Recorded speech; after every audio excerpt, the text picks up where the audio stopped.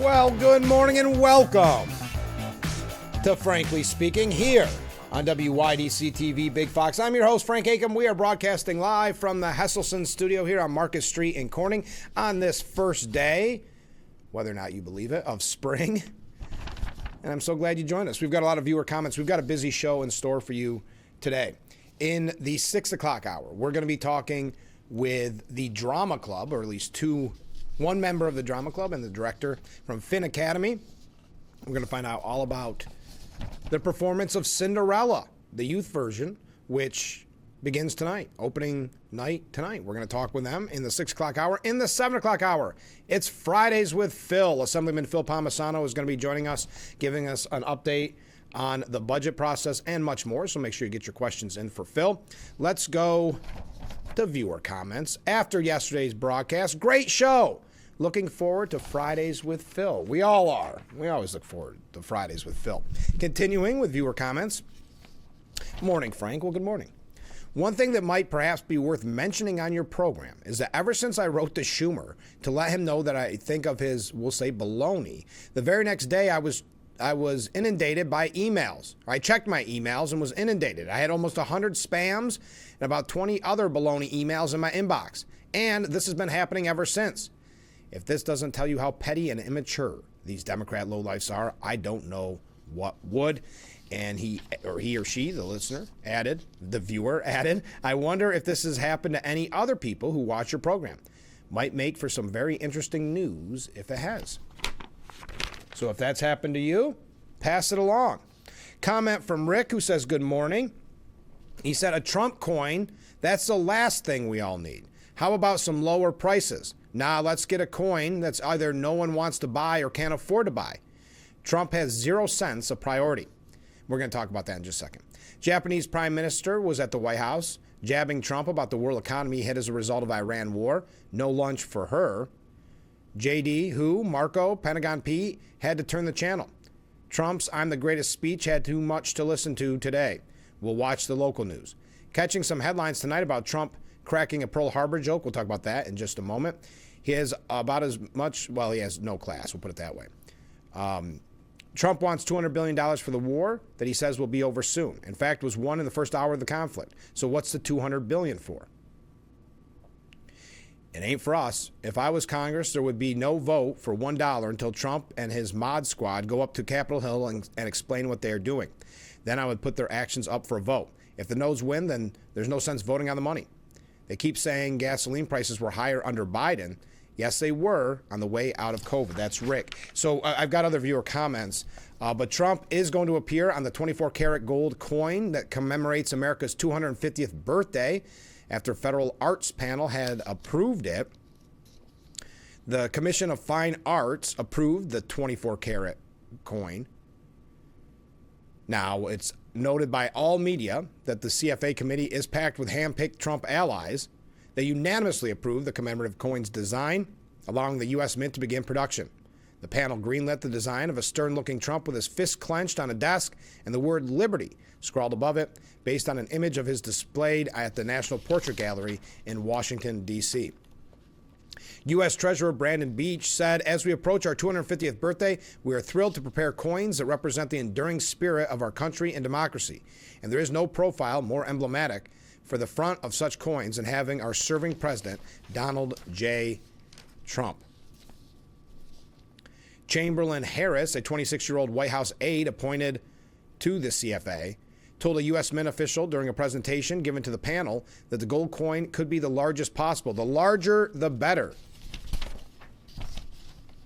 Anyway, enough on that. So that's some news. We got to go through news quickly. And Rick also mentioned this. President Trump on Thursday had a viral response for a Japanese reporter who asked, why did the United States not give Japan advance warning, a heads up, on Operation Epic Fury? The question was, why didn't you tell U.S. allies in Europe and Asia, like Japan, about the war before attacking Iran? President Trump said, one thing you don't want to signal too much. You know, when we go in, we went in very hard. We didn't tell anybody about it because we wanted surprise. Who knows better about surprise than Japan? Why didn't you tell me about Pearl Harbor? You believe in surprise, I think much more so than us. And we had to surprise them, and we did. And because of that surprise, in the first 2 days, we probably knocked out much more than we anticipated doing. If I go and tell everybody about it, there's no longer a surprise. So that is the reference that Rick made. Comment from Steve, who says, good morning. Good morning, Steve. Watching Kathy Hochul in her Politico interview was cringeworthy. She actually was sitting there begging millionaires to return to New York State. Yeah, it was pretty pathetic, wasn't it? Yet, not accepting the facts and reasoning why people have left is because of her and the policies coming from Albany. Then to sit there and admit that the tax base has left the state. Will Democrats ever take responsibility for their actions and realize that they are the cause of their own demise? Insanity is the definition of doing the same thing over and over and over again, but expecting a different result. Thank you very much. Yeah, that was was pretty much unbearable. Kathy Hochul's begging people to stay, essentially, or come back.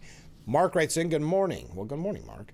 Pete Hegseth is asking Congress for $200 billion to fund the war, and the Democrats are already claiming we didn't want the war. So the question is, how many people think the Dems will cave in and fund the war, or will they stand strong and not fund the war? Oh, that's a good question, Mark. I think they'll stand strong. I think, well, you could have a couple, maybe. But that's a great question. I don't know. And to Mark's point, the Pentagon does seek $200 billion to fund the Iran war. Pete Hegseth saying it takes money to kill bad guys. And that number could move. So there we are. Speaking of Iran, oh, hey, how nice is this? Good morning, Frank. Enjoy your day and have a relaxing weekend. Well, thank you. You too. I hope you enjoy your first day of spring. And I hope you have a relaxing weekend as well. I think I've wrapped up my petition process, so it will be the first weekend of relaxation in a while.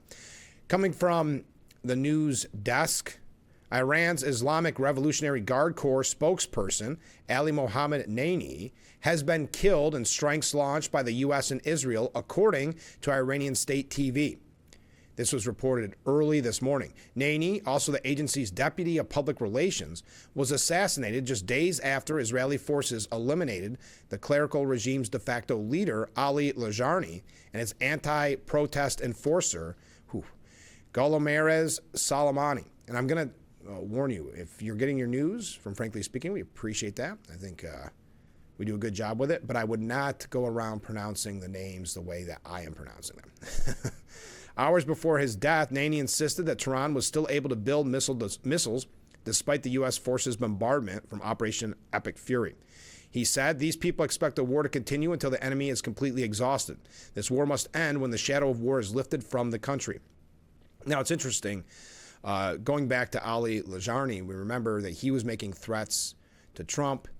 He got very, if you will, arrogant and was in the streets celebrating the new Ayatollah, and that did not go well for him. Naini's remarks were in response to Israeli Prime Minister Benjamin Netanyahu claiming Iran has no ability to enrich uranium and no ability to produce ballistic missiles. We are continuing to crush these capabilities, said Netanyahu. We will crush them to dust, to ashes. So again, the spokesperson for Iran's Revolutionary Guard was killed in strikes, according to their own state media reports. Also on, boy, this is sad. Iran, and there was a lot of talks of this, if it would happen, but yes, Iran executed a 19-year-old champion wrestler in a public hanging yesterday, along with 2 other people who were arrested during the brutal crackdown on anti-regime protests. Again, this is why it is so infuriating to be lectured by people about free Palestine and these type things. Where is their outrage at what the Iranian regime is doing and has been doing for essentially 47 years? Where is the pins at the Oscars? Where are all these young people? Nah, I shouldn't say that. That kind of stopped after the first couple rounds of protests. Now it's all kind of reminiscent of maybe people reliving the glory days of protests in the Vietnam War, I suppose. But still, where are those people coming out in support of the people of Iran fighting for their freedom? But we'll continue. So Saleh Mohammadi, a rising star, was allegedly tortured to confess to the capital crime of waging war against God, with the teen executed without a fair trial, according to human rights groups. One activist, the human rights activist, said, Nima Far, an Iranian combat athlete and a human rights activist, said his execution was a blatant political murder, part of the Islamic Republic's pattern of targeting athletes to crush dissent and terrorize society. And we know that they are still continuing to go after the people in the streets that want regime change. Mohammadi, along with fellow protester Mehdi Ghasemi and Saeed Davaudi, were accused of killing 2 police officers with knives and swords during the January protests, according to Iranian state media. Despite appeals from the U.S., the protesters were found guilty and executed by Tehran. Following mass arrests during the January protest, President Trump said he was reassured by Tehran that the executions would not take place, claiming to have saved the lives of some 800 demonstrators. But a lot has changed since then. The humanitarian group said the trio were pushed through a fast-tracked proceeding that bore no resemblance to a meaningful trial. Also, Netanyahu, yesterday, I know I'm running late already. Netanyahu, we'll tell you what he had to say. We have got a couple other Iranian updates. I've got so many things I want to talk about this morning. We don't have a lot of time. So keep those waves. We're already off to a great start with waves. Keep those waves, keep those comments coming in, and we'll be right back with Frankly Speaking after this.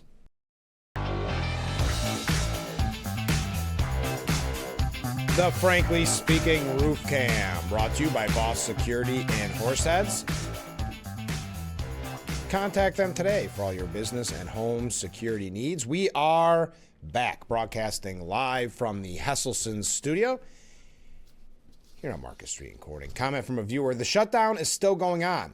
They need to at least make the TSA a separate issue and get them back to work. Everyone is going to work without pay, says Jack. You're exactly right. And the waiting, have you seen some of the videos of the wait lines? And man, now does not sound like a pleasant time to fly. Does not seem like a pleasant experience.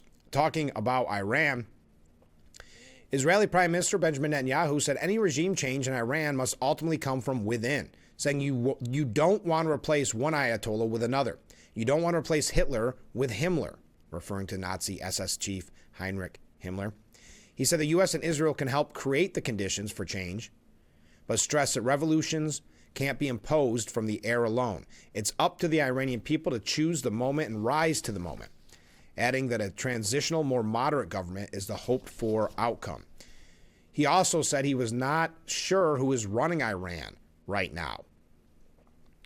The successor, Ayatollah, has not shown his face publicly. We're going to talk about that in just a second. We can't vouch exactly what is happening here. There's a lot of tension. It's not uniform. It's not a uniform position. He also said, because the media is trying to, and many, even on the right, unfortunately, are suggesting that Netanyahu somehow pressured Trump into joining this war. He called it fake news. Does anyone really think that someone can tell President Trump what to do? Come on. President Trump always makes his decisions on what he thinks is good for America. He pushed back on accusations that Israel had dragged the U.S. into the current war, saying, I didn't have to convince anyone. The Israeli leader said 2 countries have been working in close coordination, including between their militaries and intelligence services, and claimed they are achieving goals at lightning speed. He also cited Trump's decision during his first term to withdraw from the Iran nuclear deal, saying in his first term in office he didn't need any convincing. He said the Iran nuclear deal was the worst deal that he'd ever seen, and he walked out of it. The first thing he said to me, Bibi, we've got to make sure that Iran doesn't have a nuclear weapon. He said that to me. I didn't say it to him.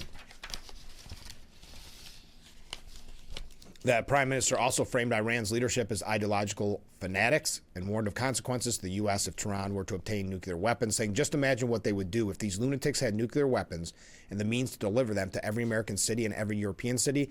This is a danger for the entire world. Now, Trump did say yesterday that there will be no American ground troops going into Iran. He said, no, I'm not putting troops anywhere. If I were, I certainly wouldn't tell you, but I'm not putting troops, he said to the media. Now, Mike Pence, who we know, not necessarily a huge fan of Trump, but has been very outspoken, former Vice President Mike Pence, he has been very outspoken in the great job that Trump is doing in taking out Iran. He praised Trump for taking the fight directly to Iran. It's one of the things I give President Trump great credit for.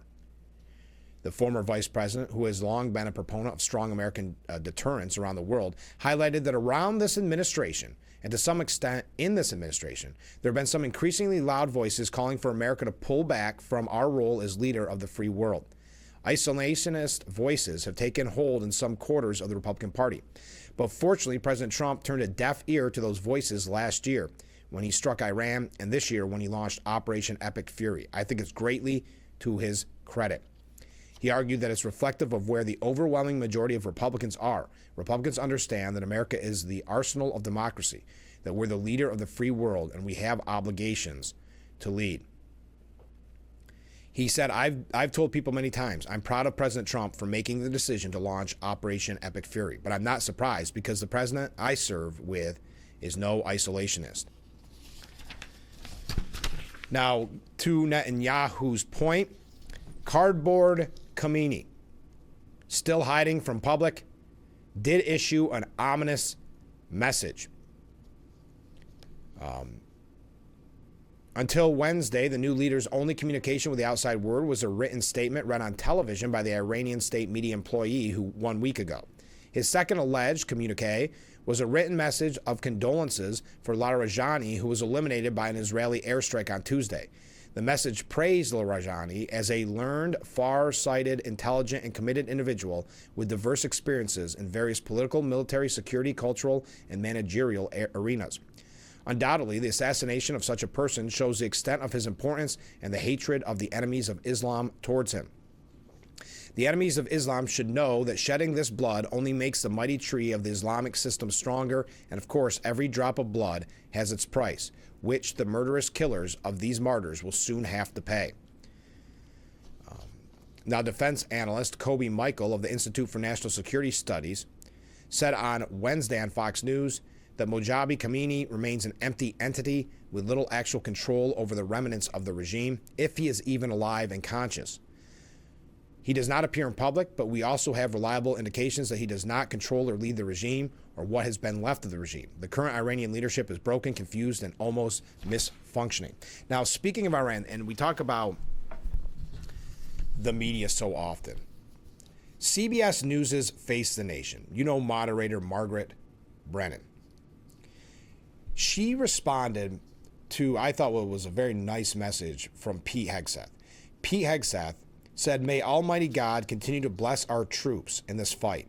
And again, to the American people, please pray for them every day on bended knee, with your family, in your schools, in your churches, in the name of Jesus Christ. To the troops, keep going, and Godspeed." Well, Brennan was shocked, tweeting out, "The Secretary of Defense tells the American public to pray for our troops on bended knee and invoke Jesus' name." As Sarah Huckabee Sanders responded, saying, "Only in D.C. is something like this considered even remotely offensive." Yes, she's offended that the Secretary of Defense, Secretary of War, of course, she won't say that, tells the American public to pray for our troops on bended knee and invoke Jesus' name. Representative Brandon Gill said Democrats are reflexively repulsed when they hear someone invoke Christ's name. What does that tell you?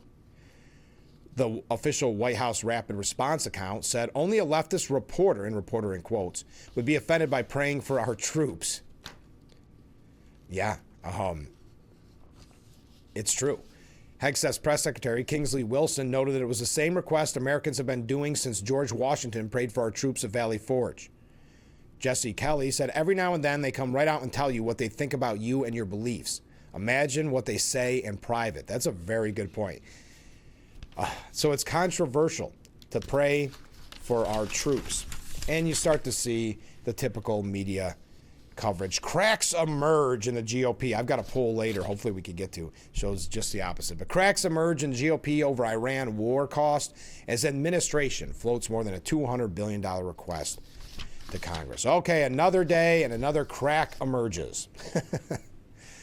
Or how about this? Stephen Collinson, Trump faces legacy-defining dilemmas in Iran. What are those, Stephen Collinson? Again, we go to the military expert who's been weighing on this since day one.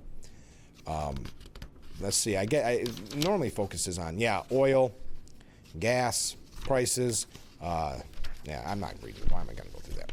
Hey, speaking quickly. No. We're going to move. Well, just when you think, and I'm just going to say this quickly because we just mentioned Sarah Huckabee Sanders. A lot of times, especially after Trump won, there's a lot of people that talked about, wow, the woke culture is officially dead. It is not. The offended class, those that are always looking to be aggrieved, are still very much out there. Sarah Huckabee Sanders was flipped off and tossed out of an Arkansas restaurant. Why? Because she supposedly made the staff, quote, feel threatened. The restaurant, the Croissantiere, she said she was having lunch with two other moms when her security guards were confronted, saying that they wanted her out. Arkansas, they're known for their warm hospitality, and while the restaurant certainly doesn't meet that standard, my administration will continue to focus on lifting Arkansasians up, not tearing others down with discrimination and hate. Her office said the request was made for her to leave due to concerns that her presence was making employees feel threatened and uncomfortable due to her political views. So she complied with the request and exited the restaurant. As they were leaving, an individual standing with the restaurant staff shouted for them to go, which they were doing, and made a crude hand gesture in the governor's direction. Now, the Croissantiere released a lengthy statement about the incident, saying that when they first learned she had arrived at the establishment, they were surprised and uncertain how best to respond. By the time we entered the dining room, she had already been seated and eating. At that point, we chose not to interrupt, expecting that the party would complete their meal and depart without issue. The restaurant says that as time went on, the governor's security detail became more widely noticed by both employees and guests. Questions were raised about them remaining in the restaurant. As business owners and members of this community, we recognize that any course of action carry consequences. Allowing her to stay risked being perceived as a lack of support for the community that makes up the majority of our team, as well as the families and friends. Conversely, asking her to leave would be viewed as denying services based on differing beliefs. The restaurant said they ultimately made the decision to support our employees and guests who expressed that they were uncomfortable, but said we do not recall any statement indicating that anyone felt threatened. Did not recall. Okay. Nearly 30 minutes later, the party remained on the premises. As the 90-minute table seating limit approached, the security detail was approached a second time and informed that approximately 10 minutes remained. Around this time, another customer attempted to involve themselves in the situation and was asked to step away. All right, on that note, stay with us. We'll be right back with Frankly Speaking after this. The Frankly Speaking Roof Cam, brought to you by Boss Security in Horseheads. Contact them today for all your business and home security needs. We are back, broadcasting live from the Hesselson's studio. Viewer writes in, hello. Oh, hello. Kathy Hochul's begging New York millionaires to return was a pathetic and very cringeworthy display. When are the Democrats going to wake up and be responsible for their stupid actions? To that point, there is a piece, and we're going to talk with so much New York State issues with Assemblyman Phil Palmesano here in a little bit. But the Post editorial board says that fine, Governor Kathy Hochul was elbowing the Mamdani fanboys of patriotic millionaires last week with her snarky appeal for wealthy ex-New Yorkers to return from Florida to help fund the state's gold-plated social programs. That doesn't change the fact that she herself has told people to head off to the Sunshine State if they have complaints about Democrats' misrule here, nor that she's done vanishingly little to reverse the policies that have sent so many fleeing to Florida, Texas, and other southern points.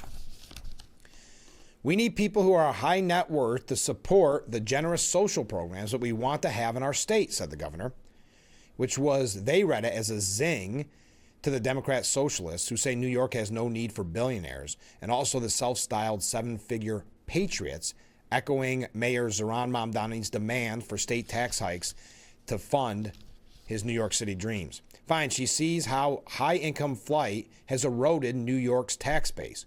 It doesn't erase her 2022 rant on how her Republican critics should just jump on a bus and head down to Florida where you belong, okay? Get out of town because you don't represent our values. That's a prime example of Governor Hochul thinking she's saying something brilliant or really politically charged, going to make her a star. Maybe people start talking about her running for president. All it did was show her true colors, fell flat, but also showed us exactly who she was and her hatred for Republicans. She wants you to leave. Remarks she basically repeated in 2024, denouncing any New Yorker who votes Republican as, and I quote, anti-American. In this, she channels her predecessor, who in 2014 insisted his critics have no place in the state of New York. Remember when Cuomo said that? That is, supposed moderates. Remember, every article we read says that Hochul is a moderate. So supposed moderates like Hochul and Cuomo are fundamentally allied with the radicals they pretend to protect against. They go along with or actively promote the lunatic energy policies, pro-crime laws, wasteful and corrupt welfare state spending that drive regular folks nuts, as well as virtually all the high taxes and intrusive regulations that sends top earners and businesses out of state, or ensures that they never set up shop here in the first place. It's not just the wealthy. Albany gives middle-class New Yorkers ample reason to flee as well. Hochul last week moved on from snark to lay out how the Empire State is in competition with other states who have less of a tax burden on their corporation and their individuals. Yet at best, she manages to avoid making that burden worse, at least as long as she has another election to win and more campaign donations to solicit. What New Yorkers need is leaders willing to reduce that tax burden and slash the obscene spending those taxes have to pay for. So to that point, I thought you'd like that. A couple of quick stories to get to here. Kind of updates with no way to really segue. Chuck Norris, the legend himself, has been hospitalized in Hawaii after reported medical emergency. Norris, who was 86 years old, was reportedly hospitalized over the last 24 hours on an island. He is reportedly in good spirits. He only just turned 86 on March 10th and posted a video of his sparring workout to social media to show fans that he's still got it. So our thoughts and prayers go out to Chuck Norris and for a speedy recovery. As an update from yesterday's program, alien.gov. Yes, the White House has registered the domain name alien.gov, and it's got people really excited.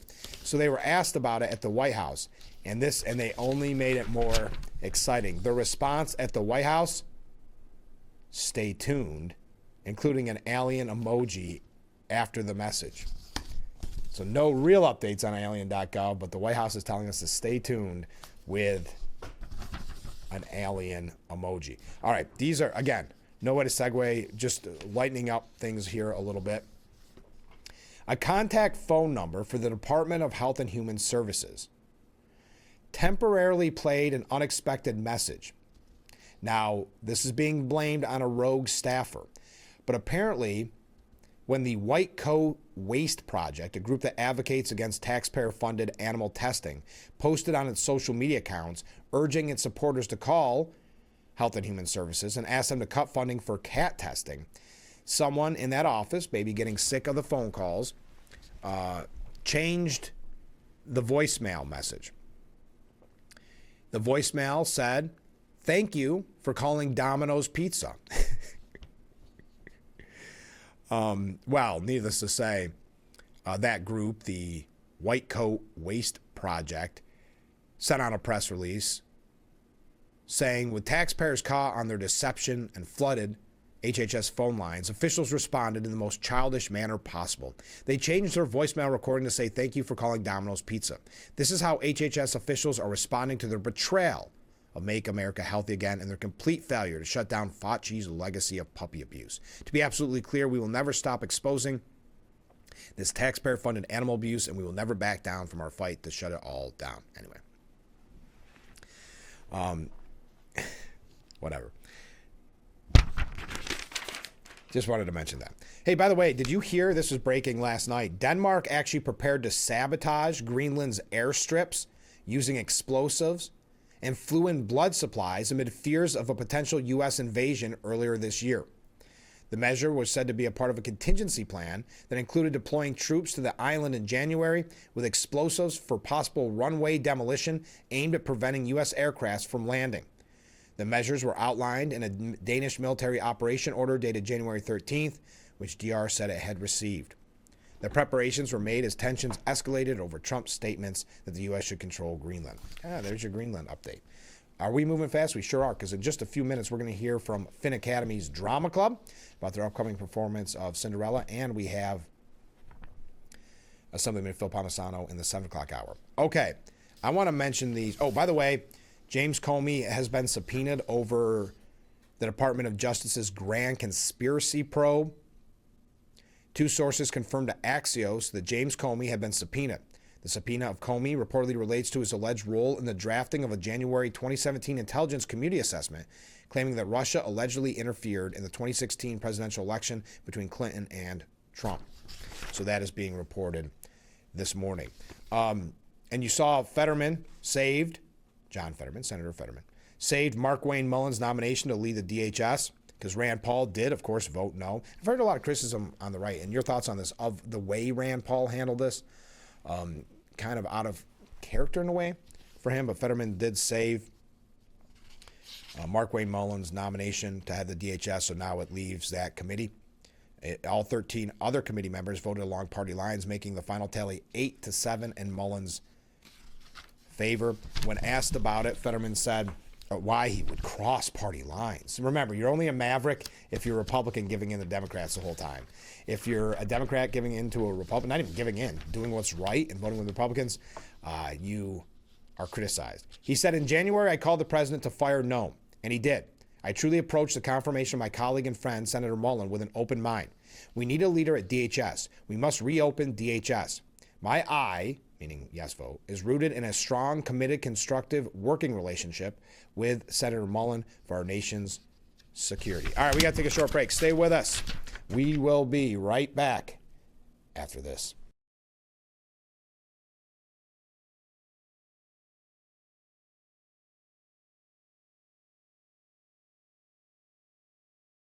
The Frankly Speaking Roof Cam, brought to you by Boss Security in Horseheads. Contact them today for all your business and home security needs. We are back, broadcasting live from the Hesselson studio.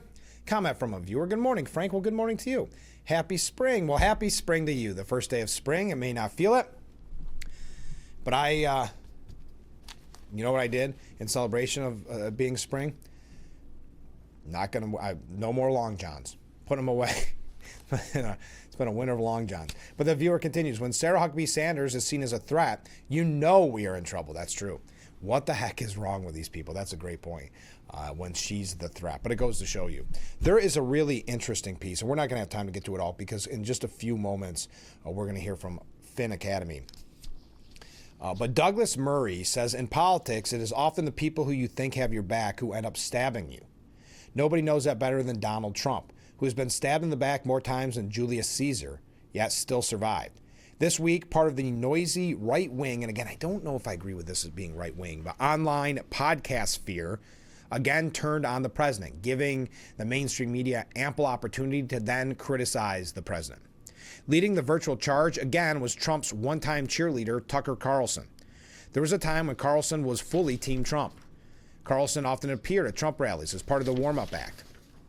But in the past year, he has tried to lead the MAGA base away from Trump and down a very dark path. And that doesn't surprise me. Like I said yesterday on the program, Tucker Carlson has always been about Tucker Carlson. And he always wants to be a kingmaker, a power broker, and he's not. He wanted to lead MAGA away from Trump to his own warped vision. But fortunately, the Trump base hasn't followed him. And this is in reference to the strong Middle East policy. While the president has advocated a strong defense of America's regional allies, Tucker has spent 100% of his time trying to turn the MAGA base against Israel and in favor of Islamist regimes. His podcast has become a remorseless roll call of Holocaust deniers, anti-Semites, Islamic extremists, and World War II revisionists. While attacking Trump, Carlson eagerly softball interviews people who love both Hitler and Stalin. Quite the achievement. While accusing everyone else of being obsessed with Israel, Tucker has obsessed about nothing else. While saying we are not allowed to talk about Jews, he has talked about nothing but Jews. This obsession has culminated in a total derangement over the president's Iran policy. Tucker and other people on the right-wing podcast sphere pretend to be confused by the president acting to stop the mullahs getting an atomic bomb. At the same time, they say Iran was never seeking nuclear weapons, and that Iran has the right to nuclear weapons. They pretend Iran was nowhere near having a nuclear weapon, but that it should be understandable if they were. This culminated in Tucker calling Trump's actions evil and suggested he has once again been manipulated by, well, you guess who. So without going into all this, he interviewed Joe Kent and all that. But whom did Kent appear with, even though we know there's an open investigation into him leaking with the FBI? Of course, Tucker, where he spread a range of crazed conspiracies, all of which just happened to align with Tucker's own prejudice. Now it seems there's almost nothing President Trump does that these one-time supporters will not try to undermine. This week, sitting in the Oval Office, President Trump made reference to the bust of Winston Churchill, a bust that Trump returned to the White House in his first term. This week, Trump referred to Britain's wartime prime minister as the late, great Winston Churchill, a suitable reference to the man who for a time stood alone against Hitler as a Nazi tyrant sought to overrun Britain and all of Europe. But for the online right, Churchill has become an enemy. And again, I don't subscribe to the fact that they're on the right. In their effort to demonize Jews and rewrite the history of World War II, they've decided that Churchill was not a hero of the war, but in fact, the chief villain. And I don't want to go into all this because we're spending too much time on him. But of course, Tucker tells his viewers none of what the history of Churchill. He doesn't tell them he is running cover for the most fascists in British history, simply in order to defame Winston Churchill. But it is a reminder that the president is at the center of a battle, not just for MAGA, but for the soul of the American right. The president rightly said he is MAGA, and his base follows him. We must hope he continues to be right, because if the critics to his side succeed in knocking him out, they would lead this country down the darkest path possible and destroy any chance of the Republicans gaining elected office ever again. And to that point, reports of Republican fractures over Trump's decision to go to war with Iran have been greatly exaggerated. The JL Partners survey, this is a different survey than we even had yesterday. Yesterday we talked about CNN's poll that showed that Trump had 100% support from MAGA.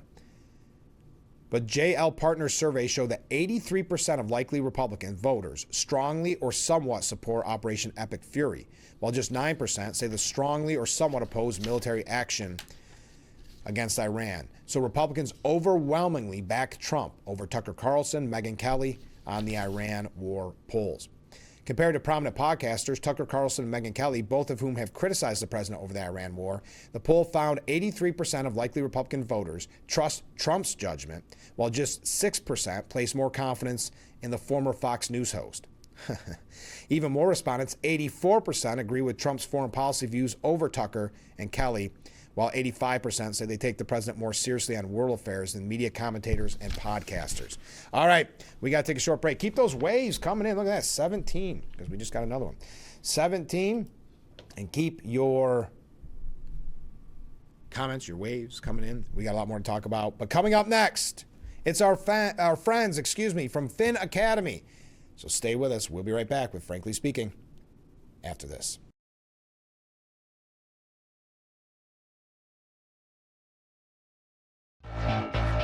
The Frankly Speaking Roof Cam brought to you by Boss Security and Forsets. Contact them today for all your business and home security needs. Welcome back to Frankly Speaking here on WYDC TV Big Fox. I'm your host, Frank Acom, and we are broadcasting from the Hesselson studio.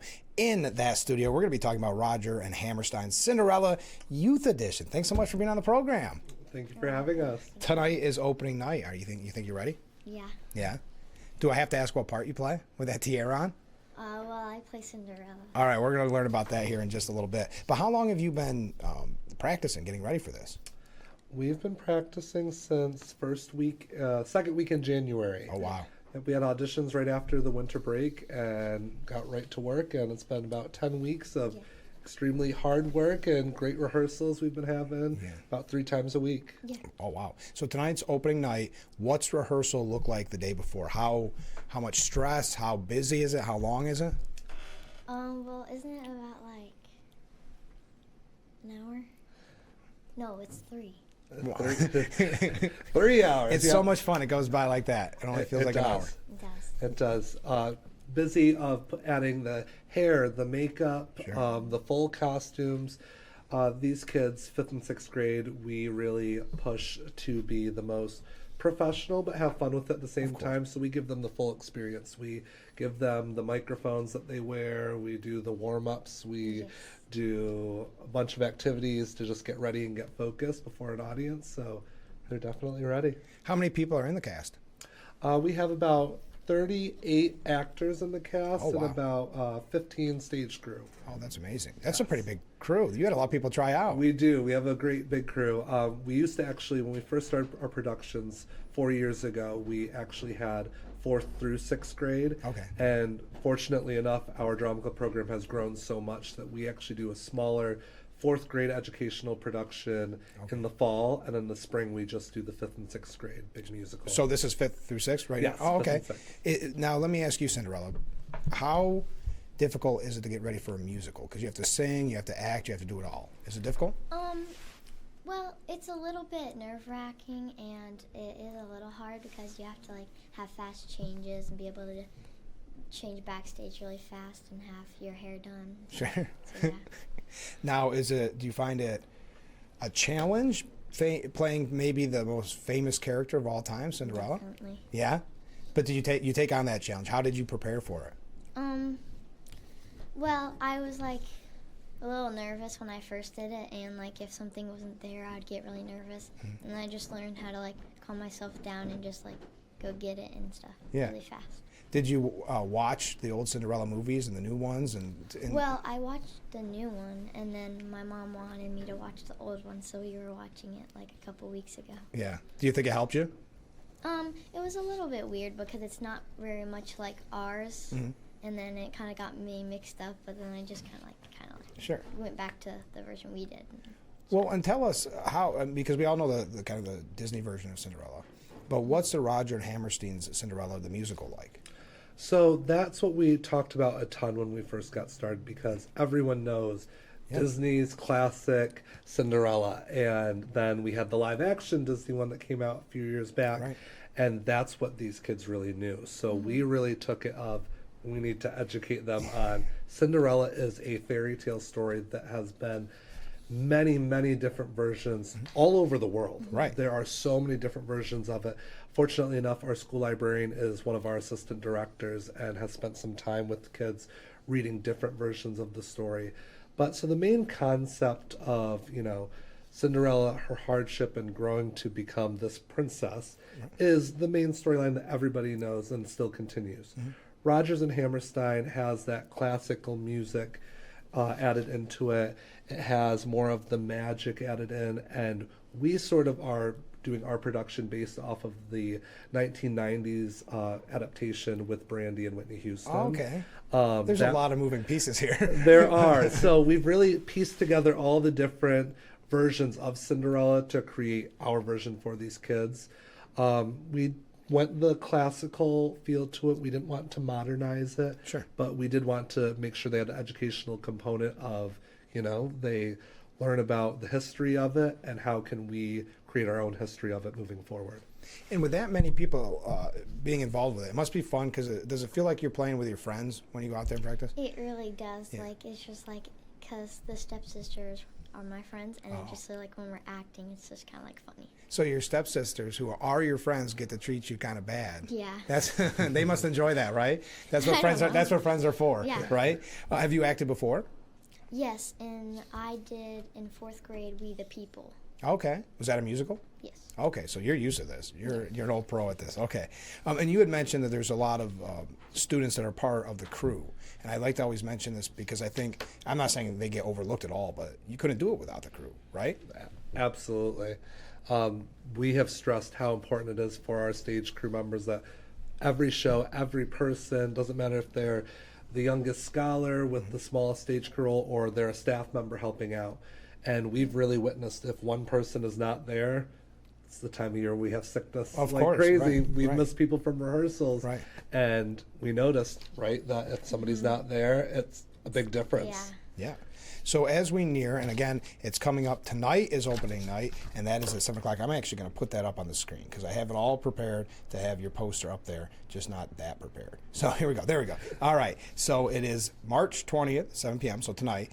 March 21st, 7 p.m., and then the matinee on the 22nd at 2 o'clock. That, of course, is Sunday, Finn Academy Auditorium, 610 Lake Street in Elmira. What's the best way for people to attend? Sure, they can go onto our school website, social media pages, and we have linked the website to purchase tickets online.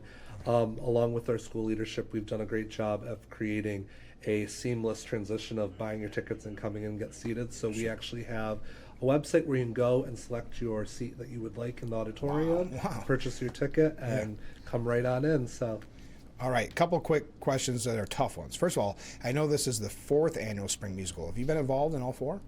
Yes, I have. I started at Finn Academy 4 years ago, and actually in my interview I had shared that I would love to add a drama club program. Sure. At our school, we focus on experiential learning, and experiencing all the workings of the performing arts is what we've really focused on the most. Our team that we have of adults is, I couldn't do this without them. We have about 10 to 12 adults that help out. However, our whole school really comes in together as a community to help focus on building up each of our kids. Yeah. Some of our kids right now, their first show was Matilda, that are in 6th grade today. Okay. And they have seen a huge transition, a growth of our program themselves. They have felt that they can continue doing theater moving on. Actually, Rose's older brother was here for an interview really? just the other week, yes, Okay. and is now at a different school and performed Addams Family at Elmira. Oh, yeah, of course. And that's just the best part. Myself and other assistant directors, we love going to support our former scholars at another performance as they get older, and that's what we just hope. We hope that when they leave Finn Academy, they remember that this is one of the fun things they participate in school. It was a memory they had that they can take on, be in a show in the future, and maybe they choose not to be, but it helps them grow so many skills of public speaking, of confidence, trying something new, building that confidence. Yes, to get in front of that stage. Speaking of the confidence, okay, tonight's opening night. What does it feel like getting ready to go into your big performance? It's a little like nerve-wracking, and I'm very excited too. Yeah. And just kind of, I don't know. You want it to happen, right? Yeah, I just not get over with, not like that, but you want to just get that out of your system. Yes. Are you more nervous for tonight or for being on the program right now, frankly speaking? Probably tonight. Okay, good, because I didn't want to make this too nerve-wracking. Okay, last final questions, and this is for both of you. What do you like, as director, most about musicals? It is, I actually just shared this with the kids yesterday. It's not the final product of what the performance is. It's really seeing those relationships of these kids grow and form connections with each other. I shared with them yesterday that when I just see them in the hallway at some point in the school day, seeing a 6th grader talking to a 5th grader they didn't know before January, really, they didn't interact with, and seeing them form relationships and friendships, and just how kind and supportive they are to each other. I'm sure Rose can say that there are 6th graders that have been like almost a older sibling to them and somebody that she can look up to, and that's been the best part about it. Seeing these 6th graders taking on the leadership role now doesn't matter if it's a musical, a sports team, what it is. That's the experience of it. So doing the musical, it's fun. Mm-hmm. The singing, the dancing, the acting, but the biggest part is the connection these kids make with each other and just grow as human beings. Sure. What's your favorite part about being in a musical? I love singing, and I love just acting in general, and I love, like Mr. Miller said, I love to make friendships with people I didn't really know. Okay, I've got to ask a tough question to both of you. This has become a staple of the show. I ask this to everyone. One musical. All right, we'll start with you, Rose. Sure. What is your favorite song? I would say I really like Lovely Night. Okay. It's definitely one of the songs that is really just inspiring. Yeah. And do you have a favorite? My favorite, hands down, always has to be the finale of each show we do. Oh, sure. Because seeing the faces of these 10, 11, 12-year-olds and the pride they have as they're looking out and they might see their grown-ups out there, and just true joy on their faces. Yeah. So it's always the finale for me. And now be honest with me. By practicing for so long, do you ever get a little sick of the music? Yes. Okay, that's fair. I won't have you answer. Okay, that's fair. Well, thanks so much for being on the program. Best of luck starting tonight. The performance 7 p.m. tomorrow, 7 p.m. and Sunday at 2 p.m. Best of luck. Great. Thank you for having us. All right, we'll be right back with Frankly Speaking here on WYDC TV. The Frankly Speaking Roof Cam brought to you by Boss Security in Horseheads. Contact them today for all your business and home security needs. We are back, and as you can guess, we are running very late. Thank you to our friends from Finn Academy. Best of luck in tonight's performance and every performance. Coming up in the next hour, Assemblyman Phil Palmesano, get your questions in. We have a Climate Fact Friday Bob comment to kick off the top of the hour, and some other great comments and a couple of quick news things before Phil comes to the studio. So stay with us. Hour number 1 in the books. Hour number 2, moments away.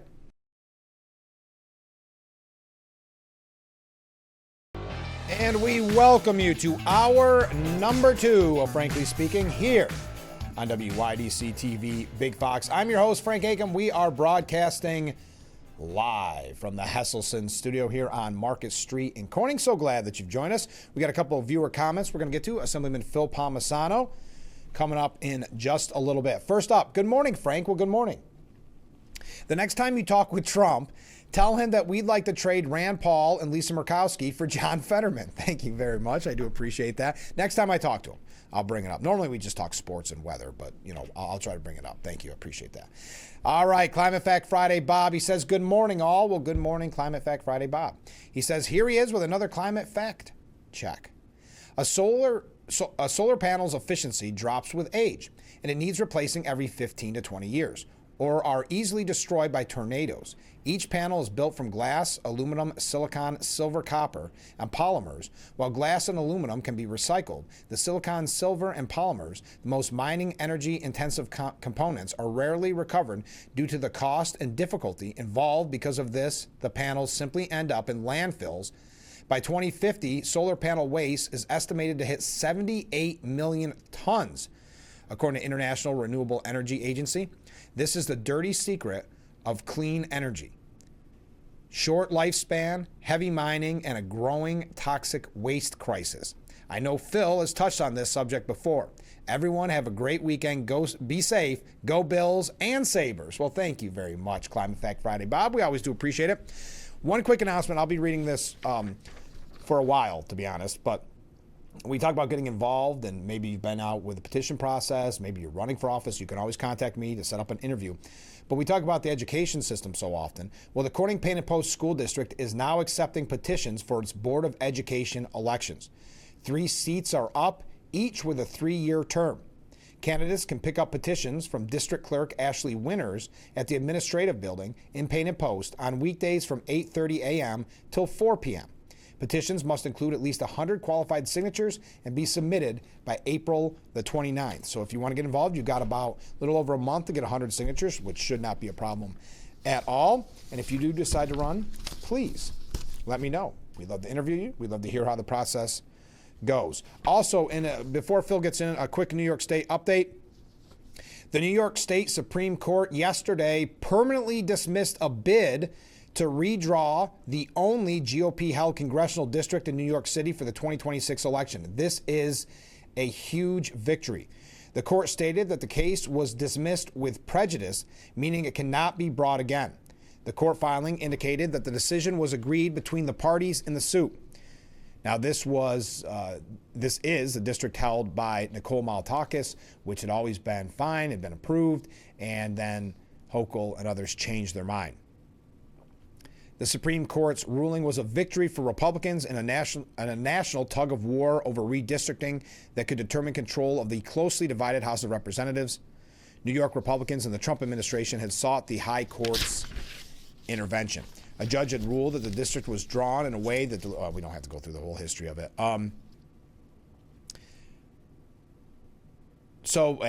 Again, we talked about it in the past. Big victory for Republicans. Okay. I know we talk about the media very often, and we talk about the kind of the narratives that they push, that Iran's a disaster, that the MAGA hates Trump now. The list goes on and on. One that we've been hearing a lot about in the Washington Post, reaffirming it, their bias, I should say. Vance is in a bind, supporting a war that could cost him politically.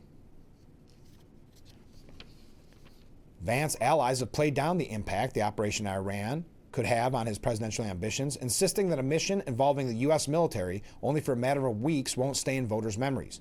People close to the vice president have also conceded to the Washington Post, however, that a months-long conflict will pose a problem for whoever is the next Republican nominee.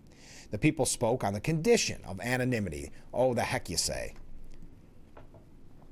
The war has put Vance in an increasingly difficult bind. And then they go through, and I don't want to go through all that. So they are actually suggesting, because of Iran, this piece goes on to suggest that perhaps Vance may not even run now. They're so predictable, aren't they? Here's another one. This is scary. This is from the New Republic. There will be no post-presidential peace for Donald Trump. The president and his allies will face impeachments, lawsuits, and maybe even The Hague. Yeah. He admitted, Trump, they said, that if the Republicans don't win the midterms, he will be impeached. Now, I love how the left ran with that, saying, see, he knows he does impeachable offenses. No, we know how they've weaponized the judicial system and they weaponized impeachment. And it somehow keeps up bringing up the Kennedy Foundation, or the Kennedy Center, excuse me.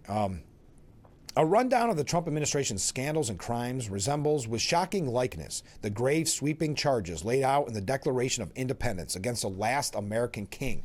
Wow. Talk about hyperbole. He has excited domestic insurrection against us, as the Founding Fathers wrote. Okay. The similarities do not end there. The Declaration describes the king cutting off our trade with all parts of the world and imposing taxes on us without our consent. Sound familiar? So this is actually about a 20-piece article at the New Republic. Holding Trump and his allies to account will be harder this time than it was 6 years ago. After the 2020 elections, the courts were the primary vehicle for accountability. But the more serious cases involved his attempt to overthrow the 2020 election. I'm just trying to skim through this. This time around, the legal landscape is much less favorable. During Trump's first term, Justice Department guidelines forbade prosecution of sitting presidents, delaying any potential proceeding until after his term had ended. And the list goes on and on. So we could even be seeing the president thrown in The Hague. Wow. There you go, folks. That's what we're dealing with when it comes to the media and the immense hatred, if you will, of the president. While the mechanisms of accountability are important, the spirit that drives them are just as vital. A jail cell may not await Trump, but after another 4 years of defiling the republic, there will be no post-presidential peace for him or his top associates. There will be no lighthearted vacations to Europe for fear of trial beyond the Supreme Court's reach. There'll be no adjunct job at some university. Well, that never happens to Republicans anyway. Or quiet retirement to some farm or ranch. There'll be investigations. There'll be depositions. There'll be hearings. There'll be whatever other measure of lawful justice can be provided. The fears that Trump voiced at the Kennedy Center in January were well-founded. There you go. All right, we got to take a break because our guest is here. It's Fridays with Phil. Stay with us. Phil Palmesano coming up next.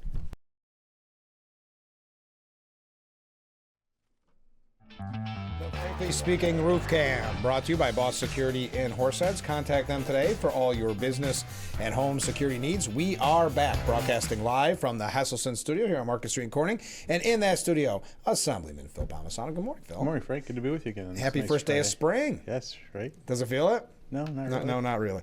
We've got a lot to talk about. I think we should probably start with the budget process right now in the one house budget vote. What are you seeing? What was your experience there on the ground? Yeah, I mean, obviously, this is part of the process. 2 weeks ago. Yeah. 2 weeks, or about a week ago, we passed the respective one house budgets. That really kind of just sets the tone after the budget hearings. After the governor presents her budget, we have a bunch of budget hearings. Then both the Senate and the Assembly passed their one house budgets, was basically as a progressive wish list of what their priorities are, and they have a lot of priorities. Very ambitious, as I said, the Mayor Mondami was in, but that's their priorities. Yeah. And what their priorities in the Assembly did is that spent $9.2 billion more than the governor already proposed, which would be $13 billion more than last year. Where's it coming from? Well, the people. Exactly. And I said this over and over again. Yeah. Far too often, my colleagues in this governor think it's their money to spend, not the people's money. I mean, everyone at home who's listening or watching, and the businesses, they're making tough decisions each and every day. State of New York should do the same thing, but they forget it's the people's money. That's part of the problem. They spend it. I mean, the old drunken sailor idea, and I know people say don't insult drunken sailors that way, because it's gotten so. When you see it, we have accepted. Last time you were on the program, before this all happened, we were saying we know it's going to be even higher than what Hochul wants. What Hochul wants is way too high. Way too high. Yeah. I mean, and the thing I see over and over again too is we don't have a revenue problem in New York. We have a spending problem. Yeah. We have enough with what we take in to pay for our priorities and to control spending. I mean, when you look at the amount of money, just how much we're increasing. I mean, like I said, they want to spend $9 billion more than the government. I mean, the Senate was even more than that. That their one-house budget, the Assembly one-house budget, had over $12 billion in tax increases. I mean, and they had tax cuts too, some those are good things, but it's still a net tax increase by over $3 billion. And in particular, you hit high-income earners, which they think are going to bail us out when they're already the highest-paying individuals right now, but part of it, their taxes, they have business taxes in there as well. I mean, going after the financial industry, the financial services industry, the financial sector. That's already leaving. And they are really an anchor of our economy. We know in New York City, the stock market, the financial sector is really an anchor. It drives capital investment. It drives thousands of really good paying jobs. Of course. And what these types of policies do is just want to give it more incentive for these businesses to relocate and move to other states like Texas and Florida. Well, which they already are. That's why Hochul's on, and everybody's talked about it this morning. It's so cringeworthy. She's begging millionaires to come back. I mean, it's not going to work. It reminds me of Governor Cuomo saying, "Come on back. I know you're leaving because of the weather climate. The weather. They're not leaving because of the weather climate. They're leaving because of the business climate. They're leaving because of the tax climate. They're leaving because of the regulatory climate. They're leaving because of the freedom climate. That's why people are leaving and continue to leave this state."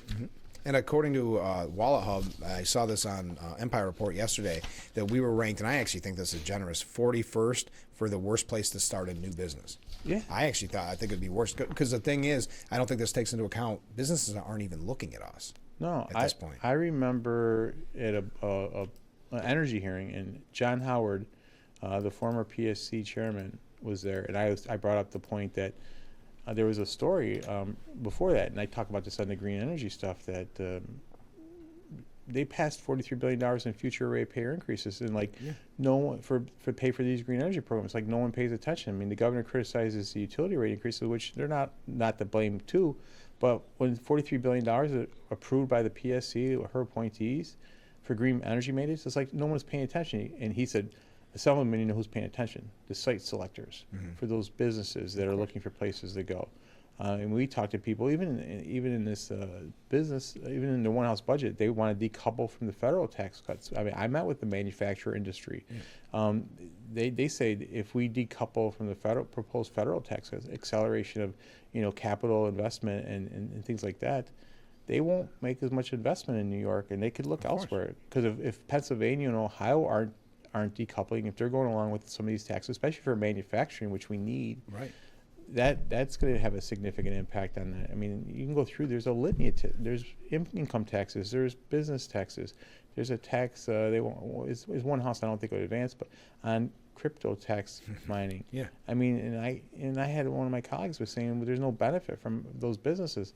That's nonsense. He said there's no jobs. I go, up in Greenwich, up in Yates County, you have over 30+ jobs there, making over $80,000 a year, paying millions of dollars in property taxes, but also paying money in sales taxes, both to the locals and to the state, because when you do behind the meter, you pay tax on it. But they're a natural gas power plant, providing power to the grid. And when the grid needs the power, they provide the power to the grid. They shut down the Bitcoin mining that they're doing there. So I mean, some people don't like it, and it's their natural gas power plant, and they want to. How does that work? And how's that going to work when they're making their own power and providing it? And you're going to tax them more for doing it and providing that benefit to the grid. So there's a lot of things. I mean, they have a nicotine pouch tax. I saw that. People are outraged. It's ridiculous. I mean, I questioned the tax commissioner during the budget hearing on this. I'm like, they're not looking at the harm prevention being avoided. Yes. And the tax that they want to tax it like tobacco products. I mean, it's going to make that almost as expensive or similar to the price of a pack of cigarettes. What incentive is there for a smoker to get off smoking? Right. When they can't, it's too expensive. I mean, it's and they're trying to say they're marketing to kids. They're not marketing. They do the same thing with vape. And Okay. I mean, I saw so many people that had struggled to quit for, 30, 40 years, take that up, and then what happens? We ban it or we cause outrageous things. What do? They go back and buy their pack of cigarettes. Right, and I mean, we spend over $7 billion annually on Medicaid for smoking-related type diseases, and tobacco, but yet, so and this is just a money grab too. Yeah, that's it's all. not gonna. No. What you're gonna do is you're gonna create an illicit market, just like you saw with the cannabis stuff. Yeah. You still see, of course, and that's a whole other issue. You're gonna see people that will just go to Pennsylvania. You'll see people go to a Native American reservation to get it. Or online access. Or online, yes. But it's just going to hurt businesses, but you're going to hurt people that really want the opportunity to quit smoking. And nicotine's maybe not great for your health, but compared to smoking, I think it's a better alternative. And why are we going to make it so much that it's going to be problematic for these individuals to try to quit smoking? I mean, that's just part of the priority, but it's all really. Their priorities are more tax and spend. It's more the same, more uncontrolled and unsustainable taxes and spending and debt. And that's what we're seeing with their budget presentation they're proposing. After that, this past week, we had our general budget conference committees, which kind of looks to set table targets. When they started years ago, they used to be more substantive. Really, it's just kind of turned to more of a performa type thing where everyone kind of says their positions on the different issues. But it's just part of the process. Now, what we'll see is, we'll start negotiating. It should be 5-way negotiations, in my opinion. But the three leaders, the governor, the speaker, the majority, will start to negotiate. We continue to press on those priorities that we think need to be pressed on. Trying to hold the fight to the fire. I mean, the other thing that I talked about that wasn't a part of the budget, the one house budget, that there's nothing in the assembly to roll back any of the costly CLCPA mandates, the green energy mandates. Nothing on the EV school bus mandate. No stops at all. Yeah, we actually have a question on that. Let's take a break because I have a question on that as well. Sure. So stay with us. We'll be right back with Frankly Speaking here on WYDC TV, Big Fox.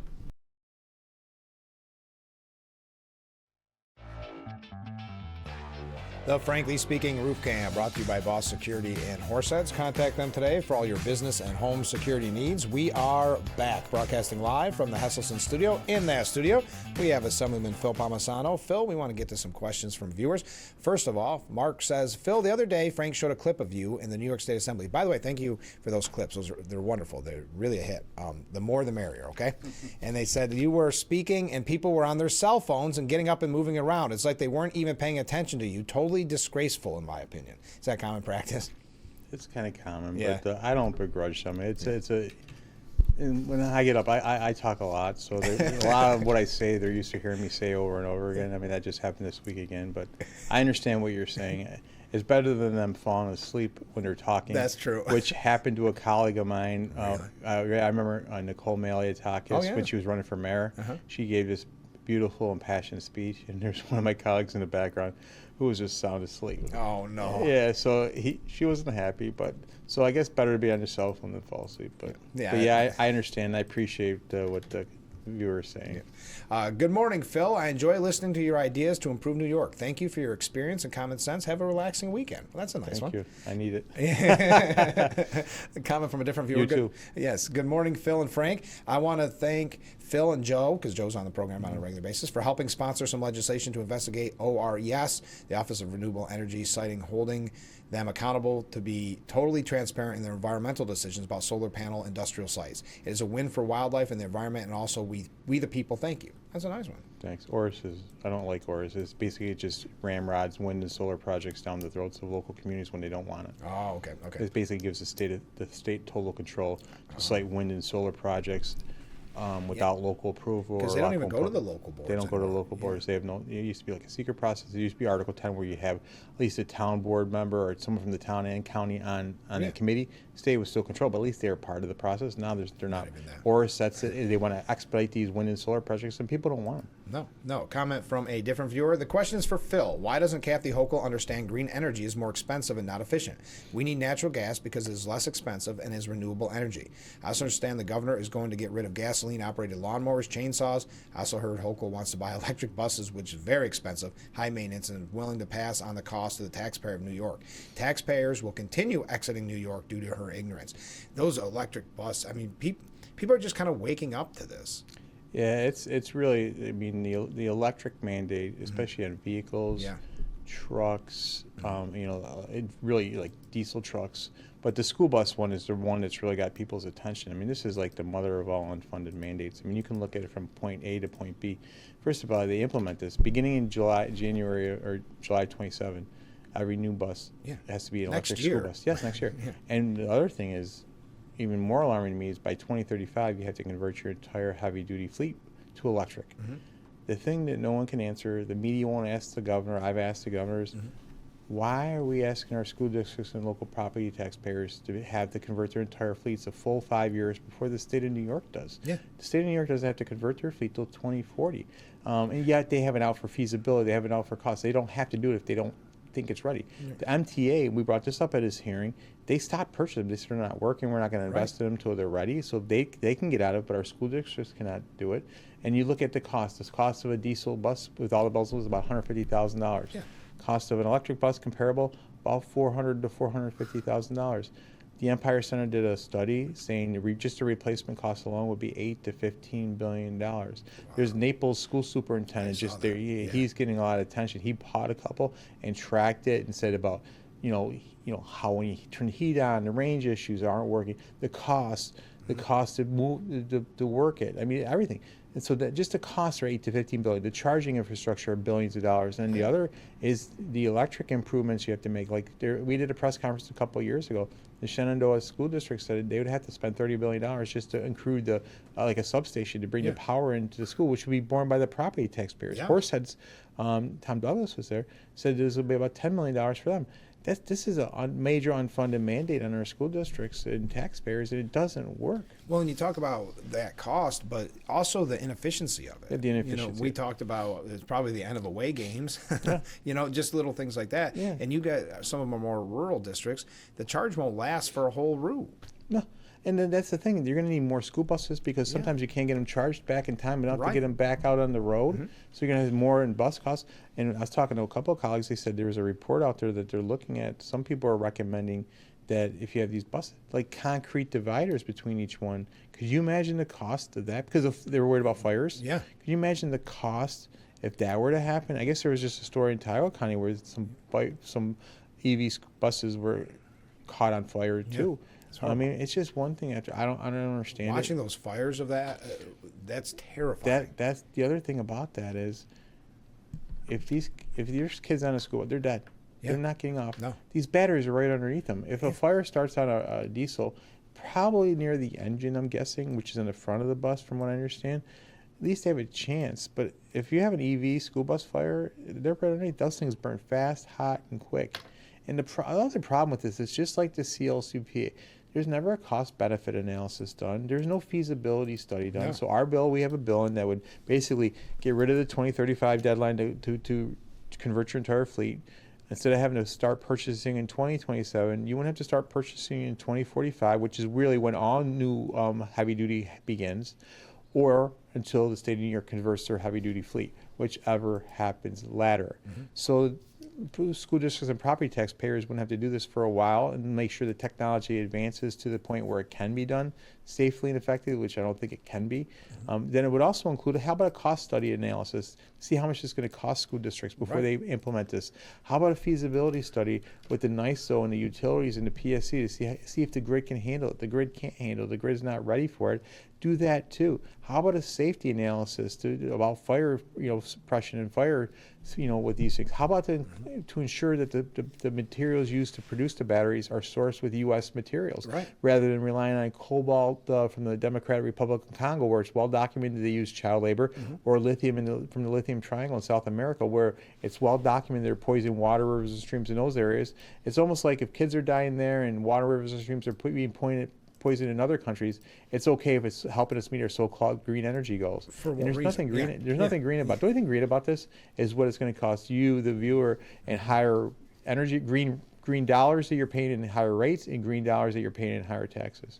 All right, couple of viewers. Well, listen to this, Phil. Good morning, Phil, my favorite guest. Isn't that nice? Another one. you. Once Thanks, again, Mom. Yeah, right. You got another one, though. Once again, Mark, thank you for mentioning again what happened when Phil was speaking. That's about the cell phones. And Frank, you're the best. And nothing for nothing, Phil, you are the best. Thank you for what you do for New York State. Oh, very nice. Listener LJ writes in, I know Hydro-Quebec was built out last century with the premise to supply all New England. I think 2 lines have been completed and 1 for New York City in progress. Anything on upstate New York for us? No, that line is specifically designated for New York City, and only New York City is going to benefit from it. But you, the viewer, are going to help pay for it through increased rates on your utility bills. Some estimates is going to increase, by 10% just on this thing alone. Yeah. And the thing that they think, the reason this is being done is because the brilliance of our former governor that decided to shut down Indian Point nuclear power plant that provided 25% of the power to New York City and was clean energy, by the way. Was dispatchable, reliable energy. That's the thing with nuclear. It's dispatchable, it's reliable, it's base load generation. Wind and solar is not base load generation. You can't count on it to meet the needs of dispatchable base load generation. That's one of the reasons that we see with rates increasing, because the NISO even said that as well. And I can elaborate that on a little bit more in a minute. I don't want to go too off the rails. But yeah, and oh, by the way, if Quebec needs the power, they're going to give the power to Canada. They're not contracted to provide all that power to New York City. So New York City is going to have to rely on more fossil fuel plants, natural gas, oil, things of that nature, peaker plants. So they might think that power is going to be there for when they need it. But if Canada needs it, they're going to give it to Canada. Yeah. And there's no guarantee it's going to come. But the only one who benefits from it is New York City. But who pays for it? Everybody. To benefit New York City, because they made the decision to shut down Indian Point. Comment from a different viewer. Thank you, Phil, for fighting for us and sanity. And Mark writes in, school taxes are terrible now. If they go totally electric school buses, how much will taxes increase? Double, triple, probably even more. Who knows? The problem with that is that still has to be approved. Now, think of the budgets here in Corner Painter Post. A lot of times the first one isn't approved, then we get the second one. You imagine seeing that on your ballot? Well, the thing about it Didn't it fail in Ithaca when they had one of all places? Well, the school bus purchases are usually a vote by the public. Yeah. And they're failing, and they should. Yeah. I would not vote for them. I wouldn't tell people to do this. We got to fight this thing. Yeah. And it just doesn't make sense. But my fear is they're going to get to the point where they're going to take the vote away and they're going to mandate it, and then it's just going to be part of your budget process that you're going to deal with. You got lots of issues that school districts are talking about. You got this that's outstanding that they're concerned about. Rising health insurance costs are going through the roof. And, they're talking about pension reform too, to enhance pension benefits. All this thing is going to be back on the property taxpayer. They're going to have to deal with.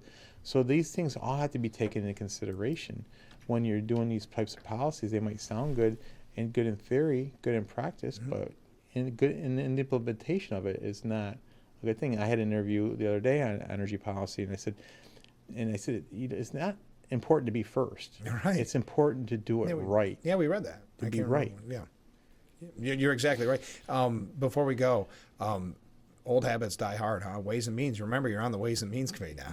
I am. Yes. No, they let you talk energy, right? This is a safe space here. Yeah, it is. Well, look at how many, I know I joke about it, but how many people that's what they want to talk about, because they're outraged at what is headed our way, which already is here. Well, and the one house budgets did nothing to address that issue. No. What they did is they did they want to freeze rates for 2 years. But I said that doesn't reduce rates. That just keeps them where they are. Yeah. And they want to do the rebate check, which was part of our plan. That's a Band-Aid, but you got to do more than that. We got to rebate the $2.4 billion that's already been collected from the ratepayers that NYSERDA is holding on to for green energy programs and mandates, and also suspend the taxes, fees, assessments, and surcharge, which can make up to 20% of your bill. If we did those few things in conjunction, that would provide direct, immediate ratepayer relief right now, at least.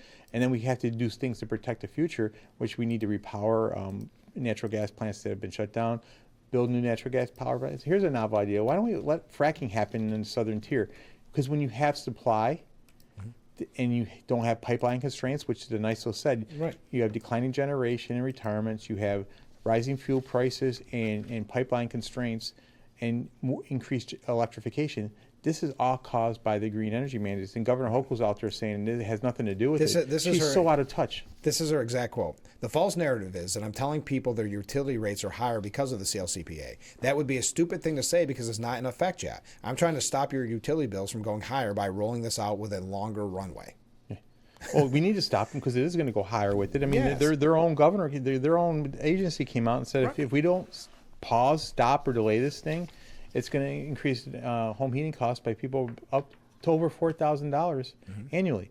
It's going to increase the price of a gallon of gas for viewers by over $2.23 a gallon. $2.23 more than what it is today. Yeah. For diesel, $2.41 more than it is today. Yeah. It's going to increase utility costs for small and medium commercial businesses by up to 46%, depending on your utility and facility size. And the other one, it would increase home delivery truck operations by over 60%. What does that mean? Your food prices are going to go up. Everything. What does that mean? Yeah, everything's going to go up because 96% of our goods are shipped by the trucking industry. How we talk about an affordable housing crisis. Your lumber costs are going to be shipped, and those prices are going to increase as well. And then you got this regulation out there, the Advanced Clean Truck Rule, that they want to make all trucks in New York electric. Yeah. That's just going to devastate the trucking industry in New York. You're going to have the trucking industries from outside New York waiting on the border, and they're going to be the ones making all the deliveries. But it's going to be more mileage, it's going to be more costs, and the people are going to pay for it. It just makes no sense. No, it's like they want us to not pay attention, and the cost. And the thing is, the numbers you cited are their numbers. Their numbers. Everything's their $250 billion to $500 billion. When I went through when I spoke down in Washington, I said these are their numbers, not mine. Yeah. Increase the price to convert your home from natural gas to electric, $20,000 to $50,000 by 3 different estimates. Yeah. I mean, $43 billion in future ratepayer increases approved by the PSC. That already happened to pay for the green energy mandates. That's there. I mean, it's one thing after another. The cost to increase of your home, new home construction, according to builders, over up to $25,000. And for every $1,000 you increase the price of a home, 7,000 New Yorkers are denied home ownership. Those are their numbers, not my numbers. Wow. We got to take a short break. Stay with us. Keep those comments, keep those waves coming in. The Frankly Speaking Roof Cam, brought to you by Boss Security in Horseheads. Contact them today for all your business and home security needs. We are back, broadcasting live from the Hesselson studio. In that studio, Assemblyman Phil Palmesano. We got a lot of comments coming in. Is Hochul and her puppet masters really this stupid? I don't know if you want to answer that. Comment from a different viewer. They know this is a federal issue, but you're so smart, they say. I was just wondering if you had a crystal ball on ideas on how they could get this government moving. Well, number one, I appreciate the compliment. Number two, if I could figure that out, I'd be in a much different position than I am right now. I have enough challenges dealing with Governor Hochul and progressives and socialists in Albany, but I appreciate the compliment, and hopefully that can get figured out and do the right thing for the people. Good morning, Phil and Frank. I don't know why any parent would be so irresponsible as to put their child on a bus that is basically a giant firebomb. The safety involved in this, and it's not often spoken of, but it should be of a concern to everyone. Yeah. We speak about it a lot, believe me. Yeah. Ken writes in, Phil, thank you for being the point of common sense spear in Albany. The last time you were on the most informative talk show in America, frankly speaking, listen to that, you noted the investment information for our politicians is a matter of public record. Where can the layperson find the financial disclosures, and does anyone check to see if they are disclosing every investment they have, or do they assume that they are just telling the truth? Yeah, you can go to the Legislative Ethics Commission. They have that information. If you have a hard time finding it, just contact my office. I'll make sure we get you to the right people. Okay, great. All right, so just to kind of wrap up, even though we went down a bunch of different areas, the budget status, where are we at today? Well, as we discussed, both sides have passed their one-house budgets. That happened last Thursday, a week ago Thursday. Okay. This week we did the initial one-house or general budget conference committees. I was part of the general budget committee, which they called the mothership. And that was just kind of set the tone. It's really, like I said, it's more pro forma. And now, obviously those discussions are ongoing between the governor and legislative leaders. Obviously, we're continuing to add our input on policies we think and funding that should be addressed and included in the budget. And we continue to urge more fiscal restraint. We've called for a spending cap because if you look at, under Governor Cuomo, and I would give him credit on this, he kind of insisted on a 2% cap on state spending. I mean, if all funds goes up, but that's been blown through. I mean, I think the projections on the state spending on this is over $5 billion, 5%, and not $5 billion, 5%. So that's problematic because you keep spending this amount of money. I mean, certainly Medicaid costs continue to grow, other costs continue to grow. So that would be helpful, but they don't seem to want to control spending. They want to increase taxes. Again, we don't have a revenue problem in New York State. We have a spending problem. Exactly. Now let's talk, because you've been doing a great job, and that's some of the clips we've been playing. Tell us about the HALT bill. Oh, yes. As you know, we've been talking about the need to first repeal HALT for years. And since its implementation, the first 3 years, the statistics are pretty staggering, because every year we talk about repealing, and they say we need more stats. We need more stats. So after year 3, inmate assaults increased 169% to a record level of nearly 3,000 assaults. Inmate on staff assaults increased 76% to a record level of just over 2,000 assaults. And also contraband seizures increased 32% from 3,500 to a record level of 4,700. Now, that was the issue they were talking about with the work protests. Some people I still call it a work protest because it was not safe conditions. When I went out there, they wanted to be safe, and they wanted a quality of life, because they were getting massive overtime. Any other profession, this would not be a question. Right. But you want people to be safe, and you would think that if they don't want the corrections officers to be safe, they want the inmates to be safe, and that's where you see the growth. I mean, I just saw a colleague of mine just sent me a picture, a story up north that someone sent a drone in dropping off drugs, dropping off weapons. Yeah. I mean, are you kidding me? And this is happening.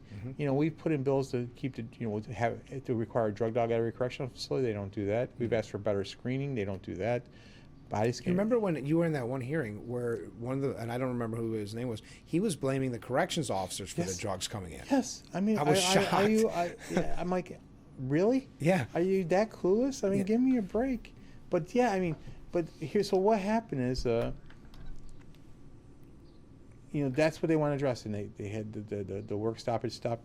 So there's a committee that came together, Governor's Office of Employee Relations, Department of Corrections, Docs, Commissioner, and NYSCOBA all signed this agreement. And this agreement was applauded by all the public employees units, PEP, CSCA, they all came in together and said, this is a good thing. It wasn't a repeal, but it was, in my opinion, my comment was it's a step in the right direction. It would do things like basically expand offenses that would be eligible for segregated confinement. And I hate when people say solitary confinement, it's segregated confinement. Exactly. Because solitary confinement means you have no interaction with people. That's nonsense, because you have people coming through every half an hour. You have supervisors coming through every hour. You have clergy. You have mental health counselors. They have other interact. They get iPads and tablets where they can make phone calls and emails on. They have unfettered access, so it's not solitary, but it is segregated confinement, and you need to segregate the most dangerous and violent inmates from the rest of the general population. There are some inmates that really just want to do their time and move on, but it's a dangerous environment. You're specializing in giving more treatment to these people who are committing dangerous crimes inside of correctional facilities versus those who are in the general population. So some of those people are in the general population are having opportunities taken away from them. But the assaults keep happening. Just happened up at Auburn last week. There was somebody was slashed. And then 4 other corrections officers got hurt through the altercation too. And it's like they want to continue to ignore. Then going back to the other hearing that you had, where we have time and time again can show these violent attacks, and then they want to go to that kind of extreme hyperbole where, someone throws a paper cup at someone, that shouldn't count in the statistics. What are we talking? Why are we wasting everybody's time? Yeah, I mean, it's just mind-blowing. But so what happened is you had this agreement. For these points, some of the things I just mentioned. Significant steps in the right direction. Not ending it, but modifying it to make our corrections officers safer, make other civilian employees safer, to make the other inmates safer. My question is, why didn't the governor put this in her budget? That's why I questioned the docs and the Governor's Office of Employee Relations at the budget hearing. I don't know if I sent you that clip, where I said, he goes, well, that's up to docs. I go, you signed, your name's on the agreement. This is your name. Why? And you work for the governor. Why is it not in? Why didn't she put that in her 30-day amendments? Why didn't she put that? If she was serious about protecting her corrections officers, she would have put it in her budget. Then she's negotiating from a position of strength. She's put policy in her budget before, but why not this? Because she doesn't have the backbone to stand up to the progressives and socialists in the legislature. So we had a press conference with this week with NYSCOBA, with other corrections officers from the city, pushing for these provisions. Let's adopt it. It's basically exactly what they asked for. it's common sense to make our facilities safer for everybody, and you know, we'll see what happens. But the best thing the governor could have done is put in her budget. Then she's negotiation from position straight. Because there are some colleagues that I work with, they don't want to change anything. They want to make it worse for corrections officers. They want to give inmates more and more freedom. They want to let them out on the streets, quite frankly. Right. So here's a common sense legislation. So we stood with our corrections officers. We always will. We'll always have their backs, just like we know they have our back. And I always tell people, people go by the hill over there in Elmira. They don't know what's going on. They don't want to know. No, they just know they want the bad guys to stay in there, but they want our people to be safe. And I think people got a little bit of attention there during the working protest, and you know, so the public support for them were incredible. It'd just be nice if this governor and the progressives and socialists in Albany showed them a little bit of appreciation and respect that they deserve and have earned. I would agree. We better take a short break. Keep those comments, keep those waves coming in. We'll be right back after this.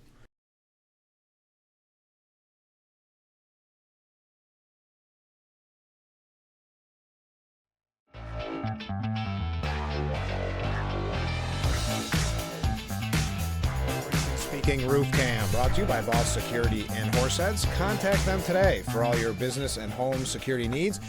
We are back, broadcasting live from the Hesselson studio, and in that studio we have Assemblyman Phil Palmesano. Phil, a couple of comments from viewers. Sure. Mark writes in, how do you stand on Hochul's bill at Senate 362 on a 10-day waiting period to buy a gun? Well, Mark, I haven't seen that specific bill yet. You mentioned a Senate bill, but I will tell you, we have enough. We have enough. Why am I drawing a blank on rules on the books? Rules on the books. That, I'm sorry, I'm kind of flipping over my tongue here on Friday. On the book too, that inhibit and make it more difficult to own a firearm, make it more expensive to own a firearm. We don't need any more rules and regulations or laws in New York State to make it more difficult. We have waiting periods already in effect. We don't need anything more. No. And I would certainly, if that's the premise behind the bill, I would not support that bill. And it's kind of like we talk about so often with energies. It's just virtue signaling. We already have laws in the books. It's just so some member of the Senate can go out there and do their press conference. I get tired of watching them all. I mean, I get updates on stuff, but until they get to the floor or to my committee, it's ridiculous, and something like that is not something I would ever support. Comment from a different viewer. Good morning, Phil. Always a pleasure. Isn't that nice? Yes. And hi, Phil. Stop downstate from being able to use upstate as its personal supplier of green energy. Allow fracking and get the ball rolling to make upstate the 51st state. Thanks. You got a lot of work in store. 51st state might be a difficult one, but I'm off. I think we might have a better chance of getting fracking and get a 51st state. That just might show how challenging it can be. But I think we should allow fracking in the southern tier, not in the Finger Lakes watershed, not in the New York City watershed, in the southern tier. I mean, we see there are communities that are looking for nuclear too. I think the southern tier would be much more receptive to fracking because of what it would bring with it. But they're getting shoved down the throat wind and solar projects, which does nothing to improve baseload dispatchable generation. And natural gas would be dispatchable baseload generation. And that, when you have more supply and less constraint, that can help bring down prices. When you have less supply and more pipeline constraint, that is why it helps increase prices. All right, we got to take one more break and then wrap up already. But Ken says, New York State Democrats and common sense shouldn't be said in the same breath. If there was any common sense in respect to our prison system, they wouldn't have shuttered the $100 million Southport prison. Oh, that was just a huge mistake. Yes. The amount of money they invested in it and they shut it down right after. It's crazy. Yep. And, we'll save that one for the next. Stay with us. We'll be right back with Frankly Speaking, getting ready to wrap up. Get your last second questions in.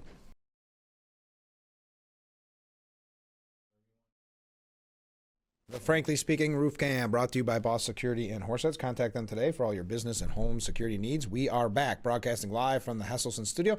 Something than Phil Palmesano in that studio. A lot of comments coming in, Phil. I hope we got enough time to get through all of them. Mark says, great show today. You both have a great weekend. Thank you, Mark. Comment from a different viewer. I thought Hochul was leaning towards allowing nuclear power. Has she changed? No, I think I will give her credit. She seems to be interested in getting nuclear power reestablished in New York. The problem is it's going to take some time, and that's why I continue to advocate why you continue to advance policies that will dismantle the affordable, reliable natural gas infrastructure supply and delivery system. And because natural gas is also maybe referred to as a bridge fuel. Right. You don't tear down a bridge before you build a new one. Right. But that's exactly what they're doing with their policy. So I think she does want to see nuclear. I mean, we have upstate communities that want to see nuclear. I want to see nuclear because it's reliable, dispatchable, baseload generation. When you compare nuclear to wind and solar, there's no comparison. No. Well, one, because I just said dispatchable, baseload generation. But two, land use. You look at Indian Point, which was shut down. It was 2,000 megawatts on 240 acres. You got Fitzpatrick up in central New York. That's 800 megawatts on 900 acres. But you look at the Climate Action Council plan calls for 60 gigawatt of solar. You need 8 acres per megawatt. That's 480,000 acres of land. And it's not reliable energy. It's not dispatchable. It's not baseload generation. That's a lot of land that's going to be all taken from upstate. Same thing with wind. So there's no comparison between nuclear and wind and solar, in my opinion, for a number of reasons. Coming from a different viewer, what is the chance of electing Mr. Blakeman for governor of New York? I also understand he is highly recommended in Nassau County. Well, yeah, I mean, listen, he's our guy. I'm totally supporting Mr. Blakeman.